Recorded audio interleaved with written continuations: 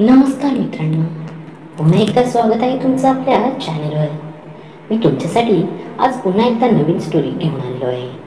तुम्ही जर आपल्या चॅनलवर नवीन असाल किंवा तुम्ही आपल्या चॅनलवर कथा ऐकत असाल पण तुम्ही चॅनलला सबस्क्राईब केलं नसेल तर कृपया आधी चॅनलला सबस्क्राईब करा, जेणेकरून रोजच तुम्हाला अशा नवनवीन कथा ऐकायला मिळत जातील. तर आजची कथा जी घेऊन मी तुमच्यासमोर आलेलो आहे ती एक कथा मला माझ्या मैत्रिणीने सांगितलेली आहे. तर चला आता आपण कथेला सुरुवात करूया.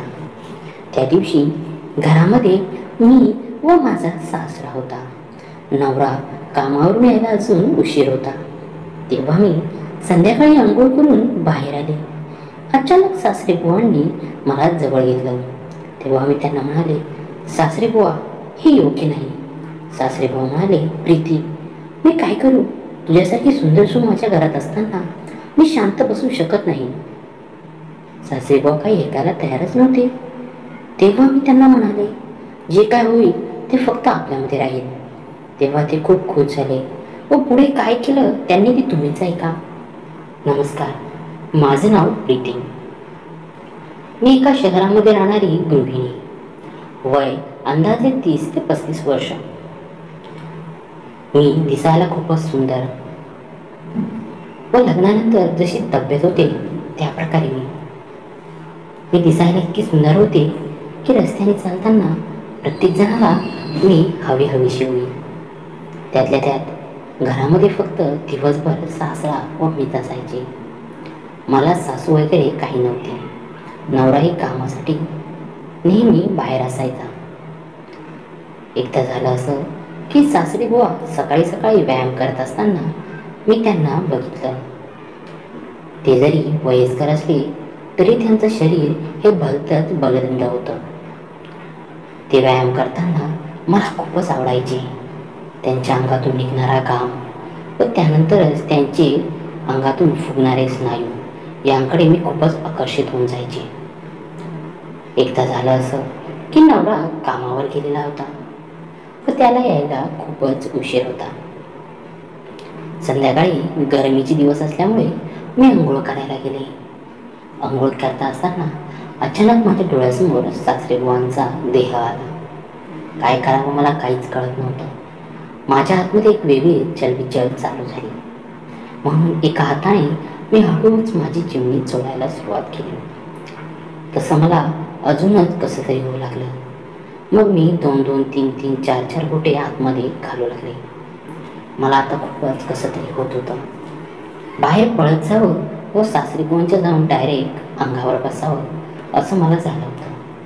पण काय करणार, शेवटी सुनेचं व सासऱ्याचं नातं होतं. मग मी आंघोळ करून बाहेर आले. तेव्हा सासरेबुवा मला म्हणाले, प्रीती, माझ्यासाठी चहा करशील का? मी हो म्हणाले व त्यांना चहा ठेवून दिला. त्या दिवशी नवरा थोडा घरी उशिरा आला. सासरेबुवा व मी दोघेही बोलत बसलो होतो. टीव्हीवर काही कार्यक्रम चालू होता. त्यामध्ये कॉलेजमधील मुलामुलींचं आयुष्य दाखवत होते. त्यांचं प्रेम या सर्व गोष्टी त्या मालिकेमध्ये सुरू होत्या. तेवढ्या सासरेबुवांनी मला विचारलं, प्रीती, तू कॉलेजमध्ये असताना तुझं असं काही प्रेम वगैरे नव्हतं का? सासरेबुवांनी अचानक विचारलेल्या या प्रश्नामुळे मी जरा गोंधळूनच गेले. पण असो, शेवटी सासरेबुवांनी विचारले म्हणून मी त्यांना उत्तर दिलं, नाही, असं काहीच नव्हतं. तेव्हा सासरेबुवा म्हणाले, म्हणजे तू खूपच संस्कारी मुलगी होती. व ते माझ्याकडे बघून हसायला लागले व मी सुद्धा. हो सासरेबुवा, मी खूपच शांत मुलगी होते. माझं लक्ष फक्त अभ्यासामध्ये असायचं. तेवढ्यात नवरा आला व आमचं बोलणं तिथेच अर्ध राहिलं. माझ्या मनामध्ये उत्सुकता होती की सासरे त्यापुढे नक्की बोलतात काय. दुसऱ्या दिवशी सुद्धा आम्ही दोघीही बाजारामध्ये फिरायला गेलो. गरमीचे दिवस होते त्यामुळे ज्यूस प्यायचा असल्यामुळे आम्ही दोघी एका ज्यूस सेंटरमध्ये गेलो. तिथे काही मुलं मुली कॉलेजच्या आलेल्या होत्या. त्यांच्याकडे बघून सासरेबुवा म्हणाले, काय मज्जा करतात ना हल्लीचे मुलं मुली. व मी हसायला लागले. म्हणाले, सासरेबुवा, तुम्हीही असं वाटतंय की खूपच मज्जा केलेली आहे. तेव्हा ते म्हणाले, छे, आमच्या काळात असं काही नव्हतं. हे फक्त आत्ताच्या काळामध्ये आहे. असं बोलत आम्ही ज्यूस संपवला व घरी यायला निघालो. सासरे बुवा गाडी चालवत होते व मी त्यांच्या मागे बसलेले होते. आमचा इकडे जाणारा रस्ता थोडा खड्ड्यांचा असल्यामुळे अचानक ब्रेक मारला की मी सासरे बुवांवर आदळायची. मलाही मजा येऊ लागली होती. पहिल्यांदा मी सासरे बुवांच्या इतकं अंगाला अंग लावलेलं होतं. त्यांचं बलदंड शरीर माझ्या नाजूक शरीराची खूपच झुंजत होतं. मला त्या सगळ्या गोष्टींची खूपच आवड निर्माण झाली होती. आता नवरा कामावर गेला की आम्ही दोघीही अशाच विषयांवर गप्पा करत बसायचो. त्यामुळे माझा दिवस कसा जायचा हे कळतही नव्हतं. एक दिवस नेहमीप्रमाणे सासरे बुवा मी स्वयंपाक करत असताना स्वयंपाकघरात आले व मला म्हणाले, प्रीती, तू दिसायला खूपच सुंदर आहेस. मी त्यांना थँक्यू म्हणाले. ते म्हणाले, मी हे जे तुला म्हटलो ते तू रवीला सांगू नकोस.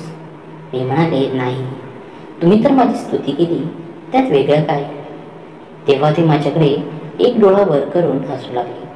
मला कळालं होतं की सासरेबुवांच्या मनात काय चाललंय व मी सुद्धा आता तेच हेरण्याचा प्रयत्न करत होते.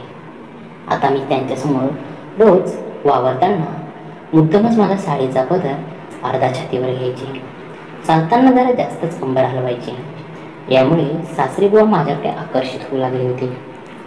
असं एक दिवस संध्याकाळी मी आंघोळ करून बाहेर येत असताना सासरेबुवा हॉलमध्ये बसले होते. मी बाथरूममधून निघाले व बेडरूममध्ये चालले होते. तेवढ्यात सासरेबुवा उठून माझ्याकडे आले. माझं या सर्व गोष्टींवर लक्ष होतंच. त्यांनी मला एक हाताने ओढलं व सोफ्यावर जाऊन बसले.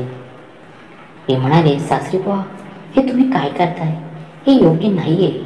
तेव्हा ते म्हणाले, प्रीती, तुझ्यासाठी सुंदर सून घरामध्ये असताना मी कसं काय शांत राहू बरं? ते काहीच ऐकण्याच्या मूडमध्ये नाही आहेत. सुरुवातीला मी थोडी घाबरले होते, पण नंतर मलाही खूप मज्जा वाटू लागली. तेव्हा मी त्यांना म्हणाले, बरं, आपल्यामध्ये जे काय होईल ते कोणाला कळता कामा नये. तेव्हा ते म्हणाले, मांजरीला दूध प्यायचं असल्यावर ती कधी कोणाला सांगते का? व मी दोघेही हसायला लागलो. आता हळूहळू आमच्यामध्ये वेगळंच काहीतरी सुरू होऊ लागलं. सासरेबुवांनी त्यांच्या राखट हातांनी माझ्या अंगावर सगळीकडे बोटे फिरवायला सुरुवात केली. मी असा अनुभव आयुष्यामध्ये पहिल्यांदा घेत होते. मी भलतीच खुश होऊन आकाशामध्ये उडत होते. त्यांनी मला चिमणीला त्यांच्या जिभेने असं काही ढवळायला सुरुवात केली की मी 7व्या आसमानामध्ये उडते की काय असं मला वाटत होतं. खूप वेळ त्यांनी असं केल्यानंतर त्यांनी त्यांचा बाहेर काढून मला दाखवला. मी ते बघून हैराणच झाले. रवीचा सुद्धा इतका मोठा नव्हता, इतका त्याच्या वडिलांचा म्हणजे सासरेबुवांचा होता. मी आता खूपच आसुसले होते की ते माझ्यामध्ये कधी घुसवतात व मी त्यांना कंबर उचलून घुसवायला सांगत होते व ते सुद्धा पूर्ण जोशामध्ये येऊन माझ्यासोबत करत होते. आता रवी यायची वेळ झाली होती तरी सासरेबुवा काही थांबतच नव्हते.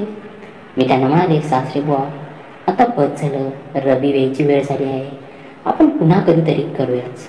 तसंही घरामध्ये आपण दिवसभर दोघेच असतो. सासरेबुवा हो म्हणाले व म्हणाले, प्रीती, खरंच तू खूप सुंदर आहेस. आपल्यामध्ये जे होतं आपण ते कोणाला सांगायचं नाही.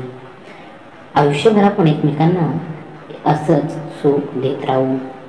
मी सुद्धा होकार दिला व मलाही आनंद झाला होता.